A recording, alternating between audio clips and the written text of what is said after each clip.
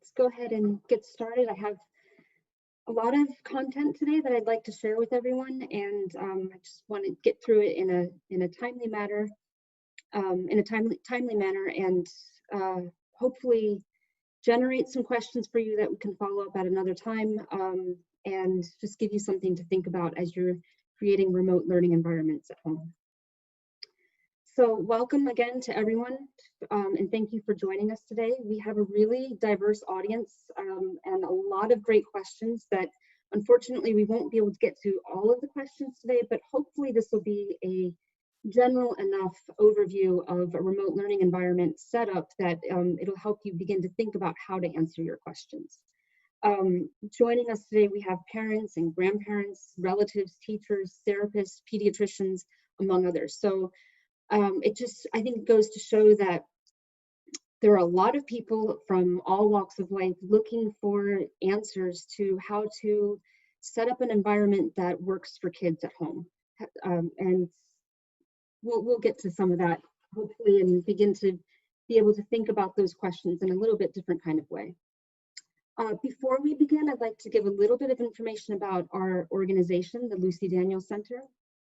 So in addition to providing mental health services to children and families in the Triangle region of North Carolina, we also have a therapeutic school on site for children ranging in age from preschool through 5th grade.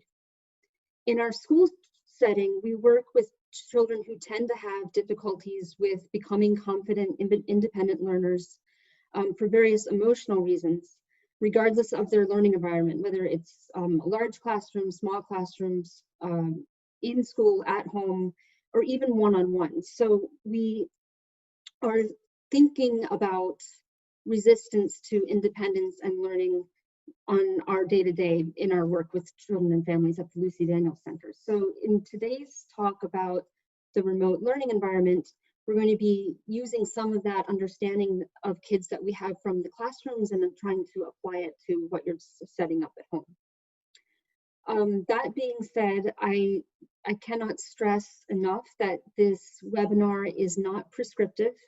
There are a lot of factors that are going to affect and influence what you can and cannot do at home. Some of you are working, some of you are not, some are single parents, there's only children at home or multiple siblings. There are kids with learning differences and ADHD and other biological conditions, and there are space limitations for many people. So obviously we won't be able to cover all of those today, but it's just something to think about, that each environment, each home environment is really going to be a unique setup based on your family's needs and what you can do to meet your students' needs. So this is no one size fits all. This is more, hopefully this will provide a way of just thinking about the environment. So as we go through these slides and as I'm talking, I invite you to just think about which pieces of what I'm saying or which ideas might be helpful to you in your unique set of circumstances. It's more of a way of thinking about this, and more of a way of thinking about working with the challenges rather than solving or eliminating them.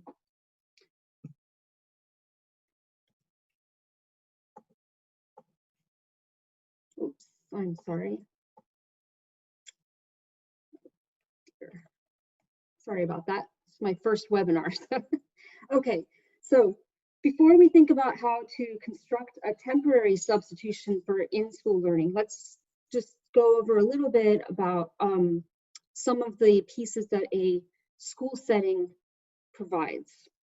It helps me when I'm thinking about replicating something, helps me first to think about all the parts of what I'm trying to replicate. So first and foremost, a school provides that physical structure with borders and boundaries. So this is the campus, the playground border, the walls and doors of classrooms. Kids in schools know how to find things. They know how to get to the library. That physical space is very well defined. Now, this is important not just because it's a place to go, but because we as humans, even us adults, we behave differently in different settings. So if you think about work, school, libraries, sports events, concerts, church.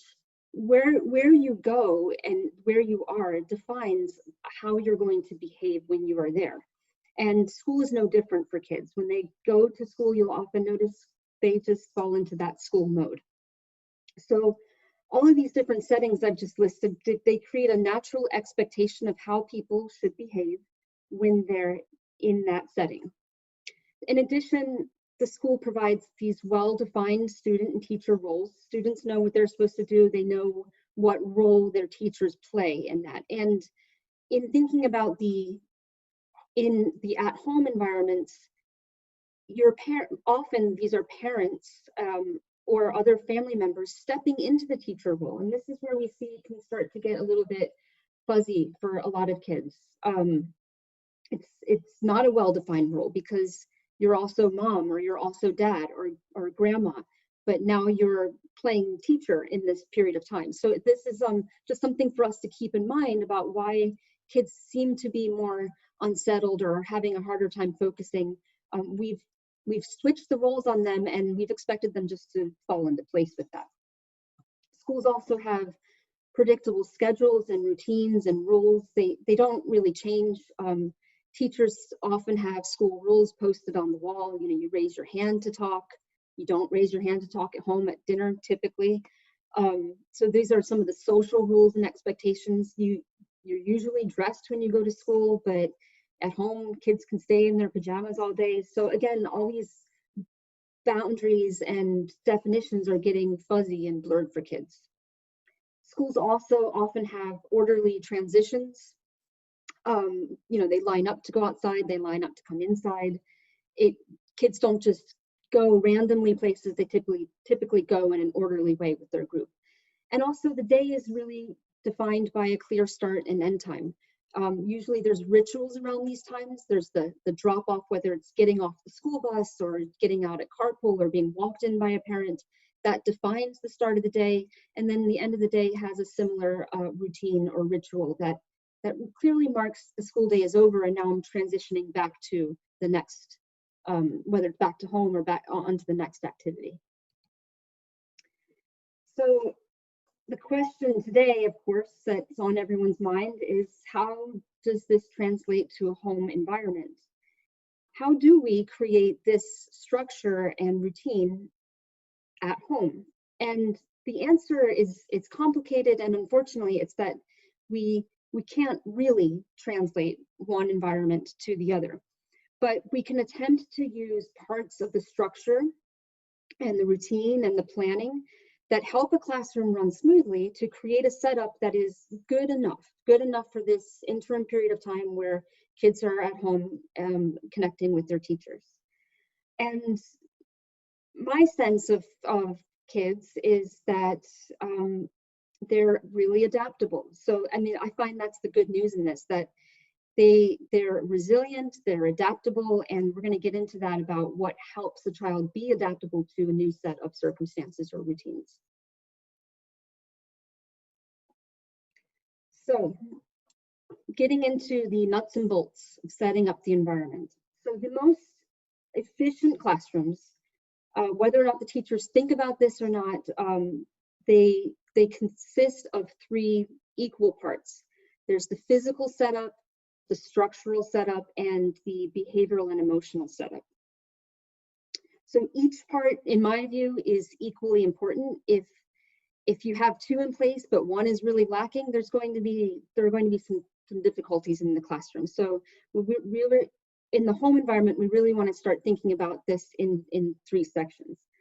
So as you're thinking about your child or a family you're assisting, whether you're a therapist or a teacher or a pediatrician, I suggest thinking about the child's needs in these three parts, and maybe even getting a piece of paper and just making three columns and thinking, okay, what would be the ideal physical setup, what type of structure is needed, and depending on the child's age and emotional development, what kind of supports do I need to have in place in order for the child to feel like he or she is a successful student.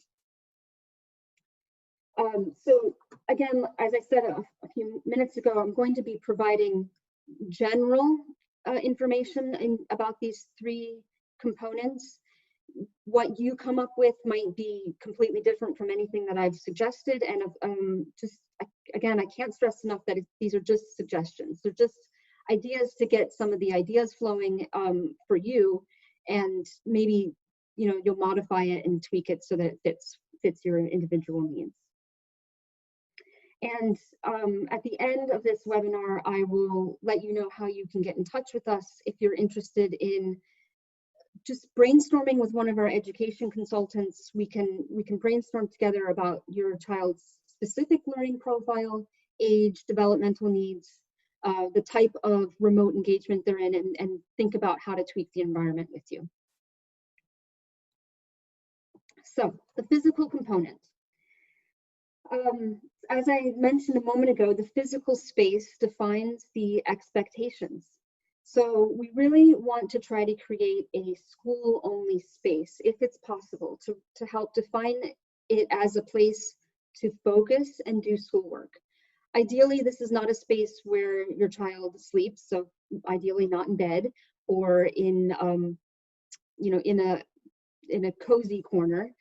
It should be a space where the child feels like they're going to school to complete a set of tasks, and when they've completed those expectations, they exit the school. Again, thinking of that, defining the clear beginning and the clear ending of entering and exiting the space. The space, as I said, it defines the expectations. So how one behaves at a rock concert is going to be very different to how one behaves at a symphony concert. So just thinking about how are we setting up this environment to define what the expectations are. We want it to feel as much as we can like school.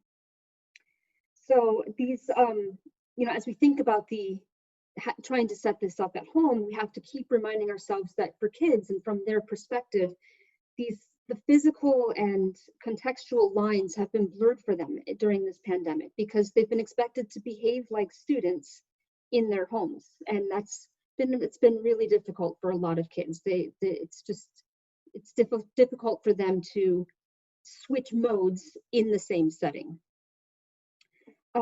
Just a side note, just to give you an example of how something like that, how the changed expectations affect kids. If you've ever gone to a school event, let's say like at an elementary school, and it's on a weeknight or on a weekend, and kids are there with their parents, maybe with their siblings, and school is wild. The kids are just wild. They're bouncing off the walls. They're for lack of a better word, they're hyper. This is because the expectation of the space was changed on them, and it often creates that type of chaos. When we keep it the same, then usually the behavioral response is the same. So moving on to minimal distractions. Now this is really difficult for a lot of families because there are space limitations, and some families have multiple kids of multiple ages doing remote learning. So this again is I'm speaking only of the ideal. What you can do in your environment is really going to be just dependent on what you have available to you. But in general, we recommend that you try to avoid high traffic areas, but if it's not possible, you could consider something like a privacy shield or a room divider. Even taking like a cardboard box and just folding it as a trifold and placing it around the desk would help to minimize some of the distractions. And you could post the schedule on the inside of that so the information is easily accessible. You could, if it's a noisy area, you could try noise canceling headphones or headphones to just keep the focus on what's being delivered over the remote platform. This particular photo here is from a family with 2 young children, and the desk happens to be in the corner of the dining room. But as you can see, it's facing away from where the activity would be, and is set up with school type materials. And I would suspect that the student really is only using that space for school. And then access to supplies. So again, thinking about a classroom, kids have in desks everything that they need. They have their pencil cases, pencil sharpeners.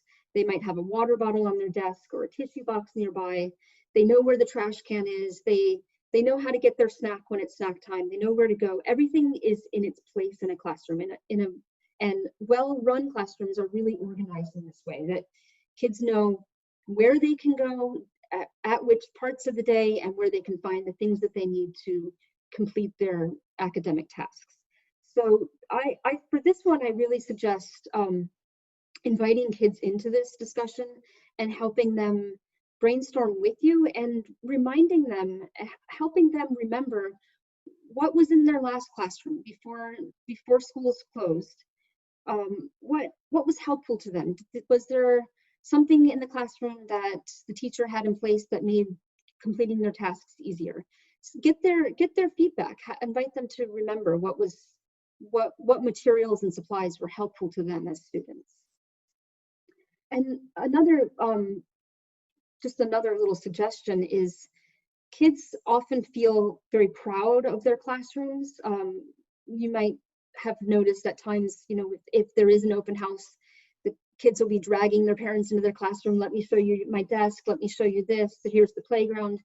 If we can somehow allow them to recreate that pride in their space, and I mean, maybe this is a case where we take pictures and we send them to relatives and we say, look at my, this is my school space. I'm so proud of it. Just something that helps to instill that sense of pride in their learning space.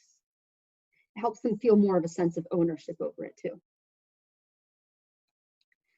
So the structural component is what I like to call the roadmap for daily tasks. It's what tells students what's expected of them, for how long, and what's next. And the more more predictable the routine is, the more set it is, the more students can become independent. So even in a preschool classroom, the youngest students, 2-year-olds, 3-year-olds, 4-year-olds, if the schedule is the same every day, which in most preschool environments, it flows in exactly the same order every day, students can become masters of that. They have the roadmap. They know that after a period of playtime, there's going to be a little bit of a cleanup time. And then they know there's going to be a snack. And then they know they're going outside. And that helps them move through the day in a way that is more independent. If teachers were always changing that, they would be very dependent upon teachers for what's next. When do we get to eat? Do we even get to eat today? Because you didn't even say anything about eating. So again, just thinking about how to make the day as predictable for students as possible will help them rely less on you for knowing what's next. I also have a few suggestions of things to just consider. One is one that I've been thinking about a lot more lately. It's the drop-off ritual. Again, because kids are at home, it's just not even thought about. Why would you drop off your child at school, so to speak, when they just have to go to the laptop? But I do think that there is an important interchange in the drop-off ritual when kids transition from the parent-child relationship into their school mode for the day. It's often just a simple, have a good day at school, I'll see you afterwards, or I can't wait to hear about it. But that's not been taking place. And I mean, why would it? But I've only just recently thought about this. So I think that marking the start of the day with some kind of ritual, whether it's finishing the breakfast, cleaning up after breakfast, and then walking, depending on the age of the child, of course, for older kids, this is not really relevant, but walking a younger child to their learning station, making sure they're all set up, giving them a little pat on the back and say, I'm going to check in at whatever time you've decided you're going to check in, and have a good learning session, or whatever it is that is following at the start of the day.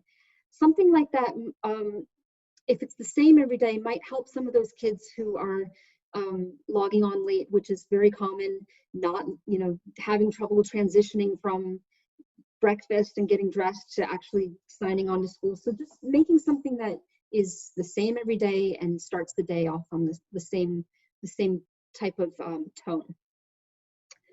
For young kids, but also for older kids, I think the daily schedule being posted somewhere in the learning space is really helpful.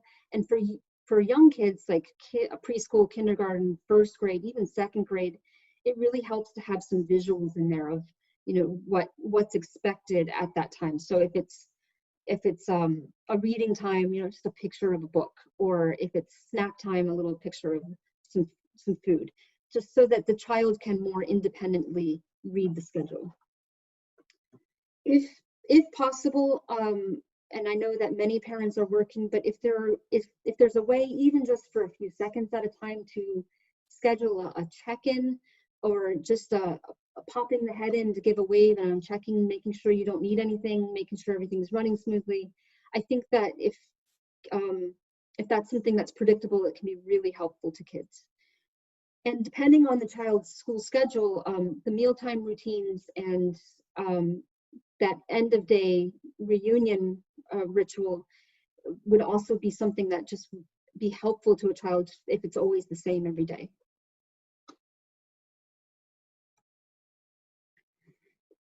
So lastly, but equally important, the behavioral and emotional component. So this is the safety net, so to speak. It's the set of backup plans for when something goes wrong, or when a child is upset or overwhelmed or feeling frustrated with the school task.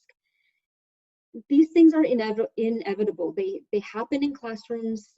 Kids get stuck on problems. They need help from the teacher, but it's not readily available even in classrooms. I mean, if you think of a teacher in front of a group of 20, 25 students, he or she can't answer all of the questions at the same time. So even classrooms have built into them ways that kids can deal with that wait time, and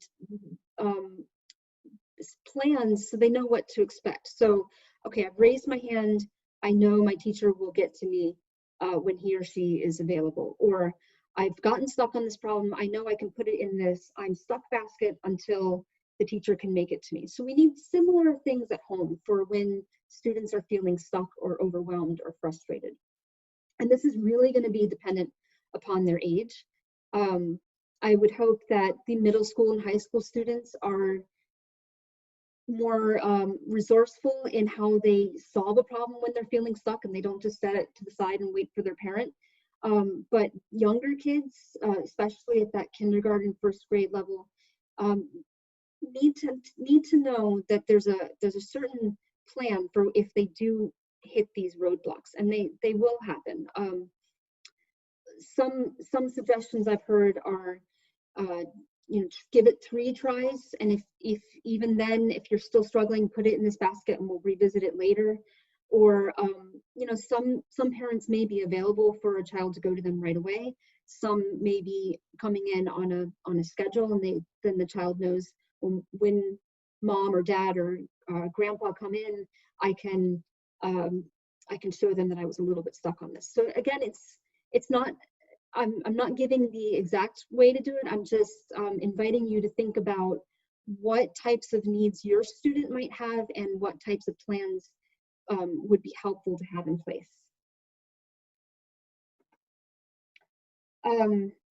Another suggestion is to make plans ahead of time for what your child can do if he or she needs a break from the screen. Now, this, of course, we want our students to be on when they're expected to be on, but there are times when a student might be feeling upset or overwhelmed, and they need to step away. Maybe there's a space nearby that can be a break zone where they go and again, there's a set plan. They read a book, they write in a journal, they have a sand timer that says, you know, they flip it over and they know that when the sand is up, they have to get back to class. So again, just thinking about what developmentally is appropriate, what's age appropriate, and then of course what the teacher's expectations are in communicating with the teacher to have some of these backup plans in place. And I think that by naming some of these roadblocks and challenges and thinking together with your child ahead of time, it gives students tools to anticipate roadblocks. And when you have the tools to anticipate roadblocks, you can create some alternate routes, and you feel a little bit more secure in knowing, like, well, even if I hit this roadblock, I know that I have plans A, B, and C that I can fall back on, and it'll be okay. Everything's going to be all right. So again, just suggesting that you think together with your student or your students about what types of things might get in the way of you completing your tasks, and what would be helpful to you. What would be what are your ideas for how you get help if you're feeling stuck on something? And then this is just a good life skill. It's good to be able to anticipate the kinds of things that might go wrong and be able to pull on plans that you've made before.